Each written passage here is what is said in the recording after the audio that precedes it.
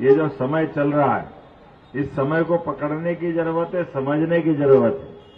मुझे आनंद और बढ़ जाता है जब हम सब आज के इस दौर में सनातन संस्कृति को लेकर जिस प्रकार से माननीय यशस्वी प्रधानमंत्री जीवन के सब क्षेत्रों में काम कर रहे हैं, जोरदार अभिनंदन करो यशस्वी प्रधानमंत्री श्रीमान नरेंद्र मोदी जी का, जिनके नेतृत्व में हम कौन सा क्षेत्र छूट रहा है। दुश्मन का मामला हो तो पाकिस्तान जैसे देश के साथ कैसे निपटा जाता है। प्रेम करो तो उन्होंने बगैर सुरक्षा के नवाज शरीफ के घर में जाकर के पाकिस्तान के अंदर, दुनिया के अंदर एक रिकॉर्ड बनाया। किसी ऐसे देश में जिस देश की दुश्मनी जग जाहिर है, एक बार नहीं 3-3 बार जिसके साथ युद्ध हुआ है, लेकिन 56 इंच के सीने वाले यशस्वी प्रधानमंत्री ने नवाज शरीफ से उसके घर में जाकर के मित्रता के भाव के आधार पर बताने का प्रयास किया है कि भारत अपने पड़ोसियों से अगर प्रेम करे तो प्रेम की परिभाषा ये होती है कि हमारे अपने अंदर के भाव को लेकर के उसके घर में जाकर भी आनंद के साथ भारत अपने शांति के संदेश को बताना चाह रहे थे। लेकिन पाकिस्तान ने जो भाव बताया तो एक बार नहीं 2-2 बार दुश्मन की तरह घर में घुस के मारने का रिकॉर्ड भी अगर किसी ने बनाया तो नरेंद्र मोदी जी की सरकार ने बनाया। हमें इस बात का आनंद है। दुश्मन के साथ रखने के लिए और दुश्मन से निपटने के लिए, आतंकवादियों के खात्मे के लिए किसी देश का प्रधानमंत्री कैसे निपटता है, क्योंकि ये बात इसलिए जवाबदारी से कह रहा हूं, यही महाराष्ट्र की धरती है। अतीत के काल में ताज होटल में होने वाली गोलीबारी याद करो। वो पाकिस्तान जो लाइव दिखा करके भारत के अंदर, उस समय सरकार किसकी थी सब जानते हैं, लेकिन ऐसे माहौल के अंदर देश का आने वाला समय सुरक्षित रखने के लिए आज मुझे इस बात की प्रसन्नता है, देश के अंदर 60 साल बाद ऐसा हुआ कि तीसरी बार भी यशस्वी प्रधानमंत्री की सरकार बनी। जोरदार अभिनंदन करो श्रीमान नरेंद्र मोदी जी का।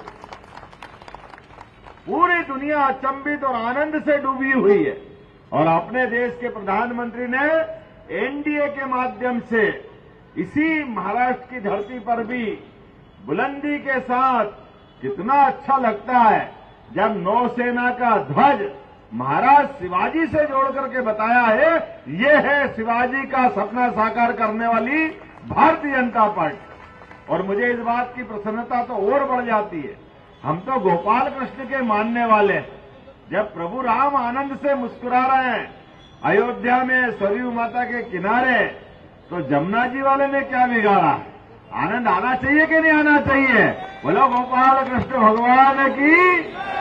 एक ऐसे यदुनंदन जिनके अपने जीवन में सदैव अन्याय के खिलाफ, अधर्म के खिलाफ 5000 साल पहले ऐसे एक बालक जिनने अपने जीवन के शुरुआत के समय से संघर्ष करना प्रारंभ किया।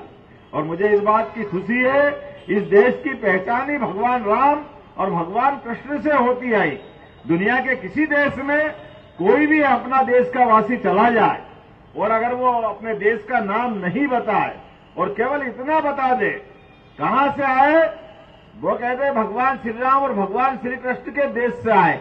अपने आप दुनिया के देश बता देते कि हिंदुस्तान से आए, कोई किसी की जरूरत नहीं पता अलग से परिचय देने की। लेकिन ऐसी आस्था और दुनिया की इतनी जागृति के बाद भी अगर भगवान श्री राम और भगवान श्री कृष्ण के मामले में अज्ञानता कोई बताता है, उनके देवस्थान के मामले में कोई अड़ंगे लगाता है, उनको पाठ्यक्रम में और बाकी जगह कोई रोकता है, वो रोकने वाले एक ही पार्टी है, कांग्रेस और उनके साथ वाले, जो भगवान श्री राम के लिए भी आजादी के बाद जो मंदिर बन जाना चाहिए थे, लेकिन आतताई द्वारा तोड़े गए देवस्थान के मामले में भी पहले तो जो हुआ, लेकिन आजादी के बाद भी सुप्रीम कोर्ट में, हाई कोर्ट में कांग्रेस और कांग्रेस के नेता, साथ वाले जितने भी दिख रहे हैं, इनने सबने अड़ंगे लगाए।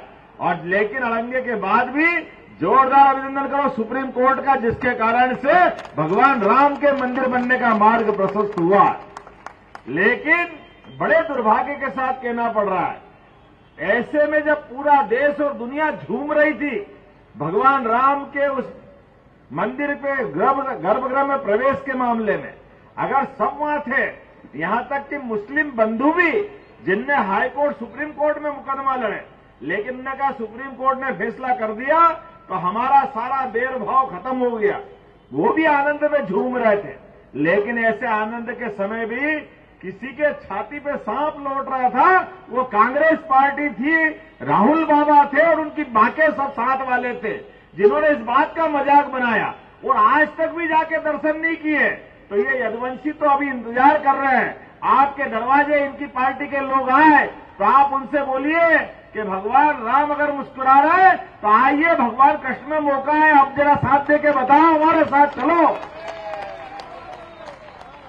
अरे ये तो वो लोग हैं जिनको आज भी इस बात का कष्ट हो गया कि हमारे एकनाथ शिंदे जी, फडणवीस जी, सबने गौ माता को हमारी अपनी माता का दर्जा दिया, तो इनको आज भी पसंद नहीं आया।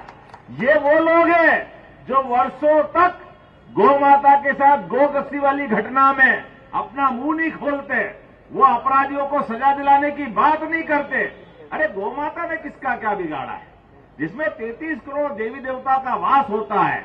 मुझे इस बात की खुशी है, हमारी यहां, आपके यहां जोरदार अभिनंदन करो, उनको राजमाता का दर्जा अगर किसी ने दिया है तो महाराष्ट्र की हमारी महायुति सरकार ने दिया है, एनडीए की सरकार ने दिया है।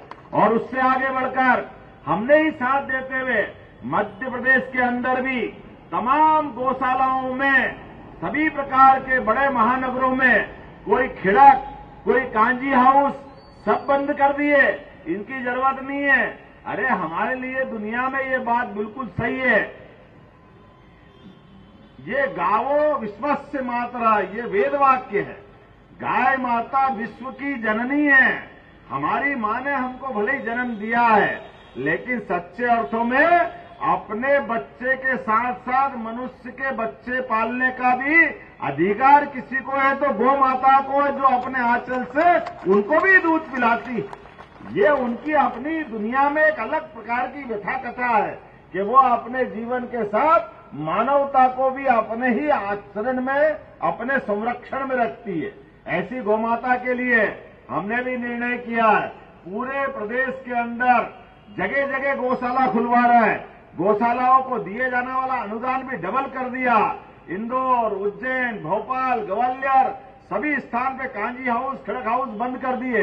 अरे कांजी हाउस, खिड़क हाउस में तो एक तरह से वो जेल है, तो मनुष्यों को जेल हो सकती है, अरे गौ माता को कोई जेल में रखेगा क्या? हमने कहा सारी दूर सरकार के माध्यम से गौशालाएं खोलेंगे और बूढ़ी, अपाहिज, लावारिस जो भी गौ माता है, गौशालाएं बन करके उनको उनकी व्यवस्था कराएंगे।